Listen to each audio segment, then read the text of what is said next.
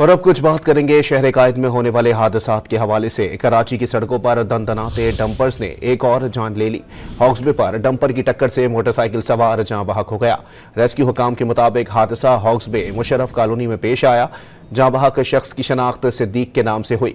लाश को अस्पताल मुंतकिल कर दिया गया। बल्दिया टाउन में गाड़ी की टक्कर से जख्मी होने वाली खातून दौरान इलाज जाँ बहक हो गई।